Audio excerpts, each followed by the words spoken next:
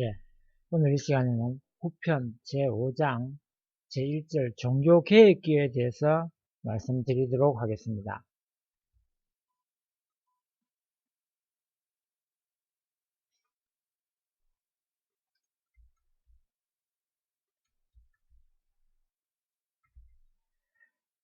메시아 재강림 준비시대의 첫 번째 강의 종교개혁기에 대해서 말씀드리도록 하겠습니다. 메시아 재강림 준비시대는 서기 1517년 마르틴 루터에 의해서 이루어진 종교개혁이 일어난 때부터 1918년 제1차 세계대전이 끝날 때까지의 400년간을 말합니다. 복귀섭리의 역사로 보아서 이 기간은 종교개혁기, 종교 및 사상의 투쟁기, 정치와 경제 및 사상의 성숙기 등 세 기간으로 구분됩니다. 먼저 종교개혁기에 대해서 살펴보면 서기 1517년 마르틴 루터가 종교개혁의 기치를 든 때부터 1648년 베스트팔련 조약으로 신구 종파의 싸움이 끝날 때까지의 130년 기간을 말합니다. 하나님이 중세 사회를 통하여 이루려 하셨던 섭리의 목적을 이룰 수 없게 되었을 때 이것을 새로운 방향으로 전환시켜서 재림하시는 메시아를 위한 기대를 조성하려고 하셨습니다. 이때 그 중추적인 사명을 한 것이 바로 문해부흥과 종교개혁이었습니다. 문해부흥과 종교개혁이 중세 봉건사회의 소산이라면 이 사회가 중세 인간들의 본성에 어떠한 영향을 주어서 그것을 해산하게 하였는가를 알아보도록 하겠습니다. 중세는 봉건사회와 로마 카톨릭의 세속적인 타락으로부터 오는 사회 환경으로 말미암아 인간의 본성이 억압되어 그 자유로운 발전을 기할 수 없게 된 때부터였습니다. 엄격한 봉건 계급 제도는 자주적인 신앙활동을 속박하였으며 교황과 성녀들의 간섭과 형식적인 종교의식과 그 규범은 신앙의 자유를 구속하였습니다. 또 성녀의 성간 매매와 인민에 대한 착취로서 그들의 생활은 사치와 향락으로 흘렀었습니다. 따라서 교황권은 일반 사회의 권력기관과 다름없이 비신앙적인 입장에 서게 되었으며 그들은 국민의 신앙생활을 지도할 수 없게 되었습니다. 중세 봉건사회의 사회 환경은 인간의 창조 본성을 복귀할 수 있는 길을 막고 있었습니다. 그러므로 이러한 환경 가운데 구속되어 있었던 중세인들은 본성적으로 그 환경을 타파하고 창조 본성을 복귀하려는 방향으로 움직이게 되었습니다. 창조 원리에 의하면 인간은 하나님의 이성성상을 닮아 내적인 성상과 외적인 형상의 수수작용에 의하여 생존하도록 창조되었기 때문에 인간의 본성도 내외 양면의 욕망을 추구하게 됩니다. 재창조를 위한 복귀 섭리를 보면 하나님은 인간의 외적인 육신을 먼저 창조하시고 다음으로 내적인 영인체를 창조하시기 때문에 재창조를 위한 복귀 섭리도 외적인 것에서 내적인 것으로 섭리하시는 것입니다. 타락인간은 외적인 상징 헌재를 한 터전 위에 서야 내적인 실체 헌재를 할 수 있었고 여기에 성공함으로써만 보다 내적인 메시아를 위한 기대가 이루어지게 되는 이유도 여기에 있습니다. 교황들의 율락으로 말미암아 신부만 사탄을 분립하고 창조 본성을 복귀하려는 중세 인간들은 그 본성의 내외 양면의 추구에 의하여 중세적 지도 정신을 가인, 아벨의 두 형의 사상에 대한 복고운동으로 분립하였습니다. 먼저 가인형인 헬라 사상의 복고운동이요. 다음은 아벨형인 이브리 사상의 복고운동이었습니다. 헬라 사상의 복고운동은 인본주의의 발현인 문해부흥을 일으켰고 히브리 사상의 복고운동은 신본주의의 부활을 위한 종교개혁을 일으켰습니다. 헬라 사상과 히브리 사상을 살펴보도록 하겠습니다. 기원전 2000년대에 에게해의 크레타 섬을 중심하고 미노아 문명권이 형성되었었고 이것이 히랍으로 그리스로 흘러 기원전 11세기에 이르러 인본주의의 헬라 사상을 지도 정신으로 하는 가인형의 헬라 문명권을 형성하였습니다. 한편 이와 거의 동시대에 서아시아에서는 신본주의의 히브리 사상을 지도 정신으로 하는 아벨형의 히브리 문명권을 형성하였으니 이때가 바로 통일왕국 시대였었습니다. 르네상스에 대해서 말씀드리겠습니다. 중세인들의 본성의 외적인 추구에 의하여 헬라 사상의 복고운동이 재개되었고, 이러한 복고운동의 재기는 그로 말미암아 문의 부흥이 일어났습니다. 이 본성의 외적인 추구는 무엇이었으며 또 어떻게 추구하게 되었는가를 알아보도록 하겠습니다. 인간은 자신의 책임 분담을 자유의지에 의하여 완성함으로써만 완성되도록 지어졌기 때문에 본성적으로 자유를 추구하게 됩니다. 또 인간은 개성을 완성함으로써 인격의 절대적인 자주성을 갖도록 창조되었기 때문에 본성적으로 인격의 자주성을 추구하게 된 것입니다. 그리고 인간은 의지와 이성으로서 로고스와 이성으로서 하나님의 뜻을 알고 생활하도록 창조되었기 때문에 본성적으로 이지와 이성을 추구하게 됩니다. 그런데 그리스의 고대 정신이 중세인들의 이러한 본성적인 욕망에 부합되었으므로 헬라 사상의 복고운동은 불길같이 일어나 드디어 인본주의가 대두하게 되었습니다. 이 르네상스는 14세기경부터 헬라 사상에 관한 고전 연구의 본산인 이탈리아에서 태동되었습니다. 인본주의로 말미암아 봉건사회 전반에 대한 외적인 혁신운동으로 전개된 현상을 르네상스라고 부르는 것입니다. 이 인본주의 운동은 처음에는 그리스의 고대 정신을 모방케 하려는 운동으로 복고운동처럼 시작되었으나 더 나아가 고전 문화를 재생하여 중세적인 사회생활에 대한 개혁운동으로 옮겨지게 되었습니다. 또 이것은 정치, 경제, 종교 등 사회 전반에 걸친 혁신운동으로 확대되어 사실상 근대 사회를 형성하는 외적인 원동력이 되었던 것입니다.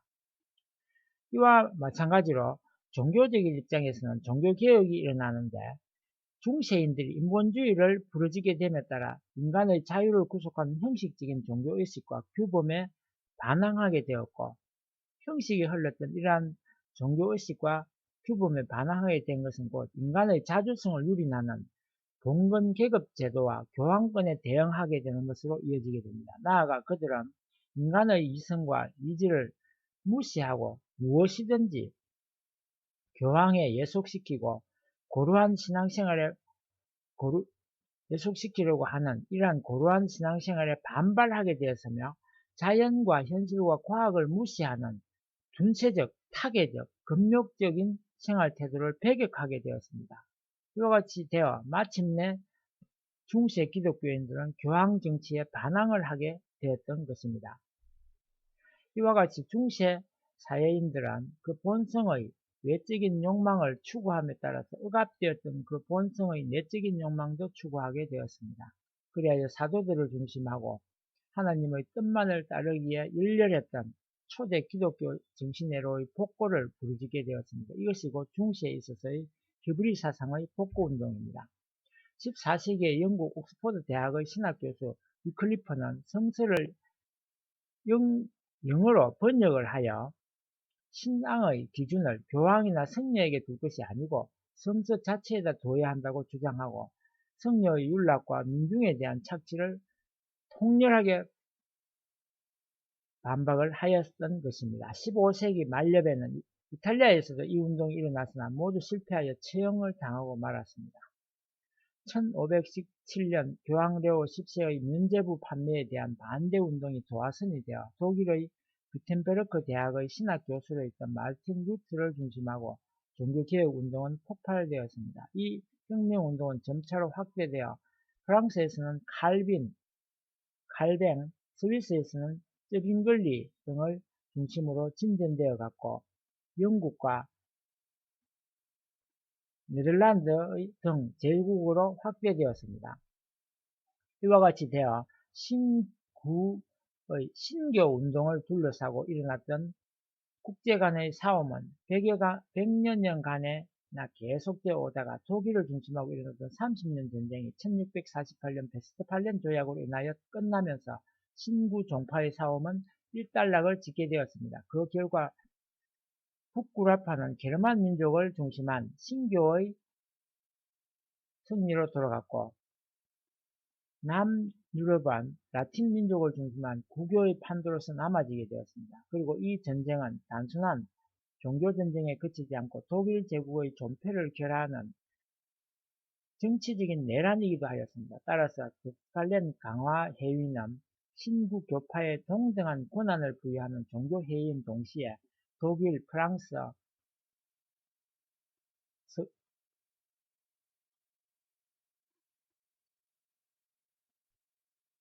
스웨덴, 스바나 등 제국 간의 영토 문제를 해결하는 정치적인 국제회의이기도 하였던 것입니다.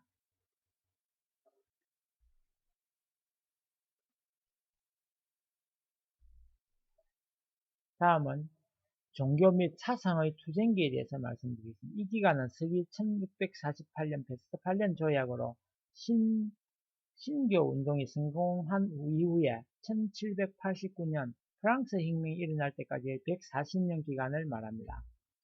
문해부흥과 종교개혁에 의하여 근세인들은 신교와 사상의 자유로부터 일어나는 신앙 및 교리의 분열과 철학의 싸움을 면할 수 없게 되었습니다. 복귀 섭리는 오랜 역사의 기간을 두고 개인에서 세계에 이르기까지 가인, 아벨 두 형의 분립 역사에 의하여 이루어져 나오고 있었습니다. 따라서 역사의 종말에 있어서도 이 타락 세계는 가인형의 공산 세계와 아벨형의 민주 세계로 분립되는 것입니다. 가인형의 세계가 아벨형의 세계에 굴복함으로써만 재림주님을 막기 위한 세계적인 실체 기대가 이루어져 하나의 세계를 복귀하게 됩니다. 가인 아벨 두 형의 세계가 이루어지려면 그를 위한 두 형의 인생관이 확립되어야 하는데, 사실 이 두 형의 인생관은 이 기간에 확립되었던 것입니다. 가인형의 인생관에 대해서 말씀을 먼저 드리도록 하겠습니다. 인본주의를 뒷받침으로 하여 일어난 반중세적인 문해부흥은 신의 귀의와 종교적인 헌신을 가벼이 하고 모든 것을 자연과 인간 본의로 대치시키고 말았습니다. 여기에서 이성과 경험에 의한 합리적인 비판과 실증적인 분석을 통하여 인간과 자연을 인식함으로써 그들의 가치를 높이는 인생관을 확립하였던 것입니다. 이 인생관은 자연과학의 발달로부터 오는 자극으로 인하여 인식과 사유의 방법론의 두 가지 형식을 밟게 되었으니, 하나는 연역법에 의한 이성론이요, 또 하나는 귀납법에 의한 경험론이었습니다. 프랑스의 데카르트를 시조로 하는 이성론은 모든 진리는 인간의 이성에 의하여서만 탐구된다고 주장하였습니다. 그들은 역사성이나 전통을 타파하고 연역법을 근거로 하여 나는 생각한다, 그러므로 나는 있다라고 하는 명제를 세우고 이로부터 연역함으로써 외계를 긍정하는 것으로 모든 학문을 시작을 하게 된 것입니다. 이와 같이 문해부흥은 인문주의로부터 흘러온 두 사조를 타고 인간이 외적인 성향만을 따라서 한편으로 돌아가는 길을 열어주는 인생관을 낳게 되었습니다. 이 가인형의 인생관은 18세기에 이르러서는 역사와 전통을 타파하고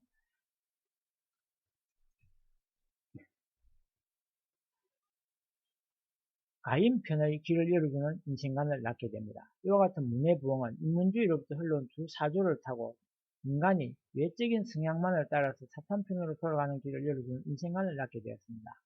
이 가인형의 인생관은 18세기에 이르러서는 역사와 전통을 타파하고 불리한 것이나 비현실적인 것을 철저히 배격하여 신을 부정하고 합리적인 현실에만 치중하게 되었습니다. 이것이 계몽사상이었습니다. 이와 같이 경험론과 이성론을 주류로 하여 발전한 계몽사상은 프랑스 혁명의 원동력이 되었습니다. 이 가인형의 인생관의 영향을 받아서 영국에서는 헐버트를 지조로 하여 초월신교가 생겼습니다. 이것은 이성을 기초로 한 신학을 세우려 한 것이었습니다. 19세기 초역 독일의 헤겔은 18세기 이후에 일어난 관념론 철학을 크게 다시 한번 대성하였습니다. 그러나 이 헤겔 철학도 그 후 프랑스에서 일어난 무신론과 유물론의 영향을 받아서 헤겔 우파와 해결 좌파로 나누는 결과를 낳게 됩니다. 이들 그 중에서 해결 좌파는 변증법적 유물론을 체계화하였습니다. 즉, 스트라우스는 예수전을 포엘바하는 기독론의 본질을 저술하여 그 학설이 유물론의 뒷받침이 되었던 것입니다. 마르크스와 엥겔스는 그들의 영향력을 받았으나 그들의 영향을 받기는 받았지만 그보다도 프랑스의 사회주의 사상이 더 큰 영향을 받았기 때문에 변증법적 유물론을 제창함으로써 무신론과 유물론을 집대성하였습니다. 그 후 가인형의 인생관은 더욱 성숙하여 공산주의 세계를 이루게 되었습니다. 아벨형의 인생관을 살펴보면 중세인들의 본성적인 추구는 외적인 것에만 있는 것이 아니라 보다 더욱 내적인 것을 추구하는 데 이르렀던 것인데 그것이 히브리 사상의 복고운동을 일으킴으로써 종교개혁 운동이 일어난 것입니다. 종교개혁 운동으로 말미암아 철학과 종교는 창조 본성을 지향하는 입체적인 인생관을 수립하게 되었습니다. 이것을 아벨형의 인생관이라고 합니다. 가인형 인생관은 중세인들을 신과 신앙으로부터 분리시키는 방향으로 이끌어갔지만 이 아벨형의 인생관은 그들로 하여금 더욱 고차적으로 신을 지향하여 나아가도록 이끌어 주었습니다. 철학적인 면에서 보면 독일의 칸트는 경험론과 이성론을 흡수하여 비판 철학을 세움으로써 인간 본성의 욕망을 철학적으로 분석하여 철학적인 면에서 아벨형의 인생관을 개척하였습니다. 그는 사유하는 능력, 즉 나의 오성의 자발적인 작용에 의하여 나의 주관적인 형식을 가지고 대상으로부터 오는 다양한 감각을 통합하고 통일하는 데서 인식이 성립되는 것이라고 주장하였습니다. 칸트의 이러한 학설을 받아서 피테, 쉘링, 헤겔 등이 배출되었던 것인데 특히 헤겔은 그의 변증법으로 철학의 새로운 면을 개척하였습니다.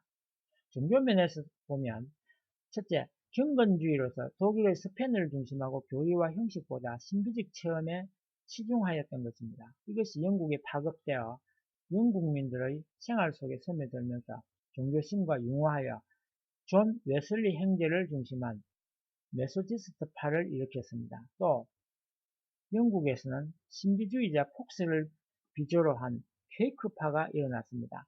스웨덴 보리는 저명한 과학자이면서 천개의 많은 비밀을 발표하였습니다. 이 아벨형의 인생관들은 성숙하여 오늘의 민주주의 세계를 이루어 놓게 된 근간이 되었던 것입니다. 이상 제 강의를 마치고 다음 시간에는 제 2절을 강의하도록 하겠습니다.